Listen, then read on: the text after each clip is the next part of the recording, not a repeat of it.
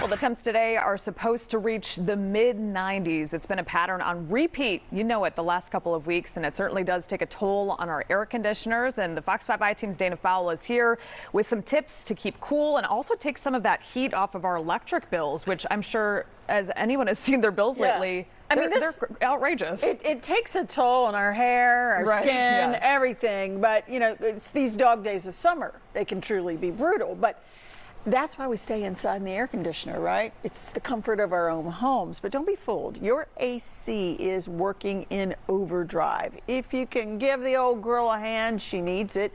Pop outside to the condenser unit and make sure it's cleared of any debris. You know, the leaves, the vines. We've had a lot of storms falling onto those things recently. Once a year, give the condenser unit a good cleaning with a hose. Spray it down. A pressure washer, well, that's considered too much. A garden hose should do the job, but first turn off the unit's breaker. Then you can open it up and get any debris that might be down inside of there. And you can do that with by hand or with a vacuum cleaner. But again, make sure as well your AC's filter is changed. A dirty filter really reduces the AC's ability to do its job, and it doesn't remove allergens when it's not clean. Also, make sure the vents in the house are open and not blocked. Now, here's the controversial part. Let's go to the thermostat. The U.S. Environmental Protection Agency has setting suggestions. In the summer, 78 degrees is the best spot for keeping things cool and saving you 3% on cooling costs. Energy Star recommends leaving the thermostat at 80 if you're going to be out of town. Because Atlanta is so humid, it's a little lower than you might see in northern or cooler states. Overnight, here's the controversial part, 85 degrees is the recommendation. We should vote on that.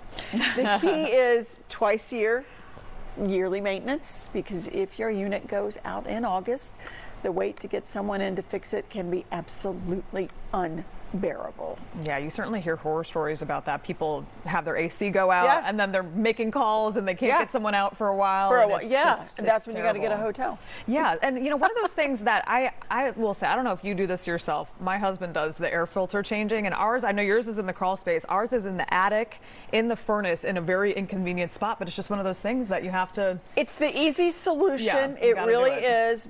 And as I told you, we dread it. It's under the house in the crawl space. It's awful, but it has to be done. It's one of those things that you just put a reminder have on to your do phone. it. I mean, you got to do it. And it's never it's not like you just open the pantry door and go, oh, there it is. That's generally not. It'll be nice when it hits even the low 90s. I feel like maybe we'll get a little bit of a break, because ours just constant running and running and running, especially during the day. It just has no break. It's brutal. Yeah, so good advice. It's brutal. Thanks, Dana.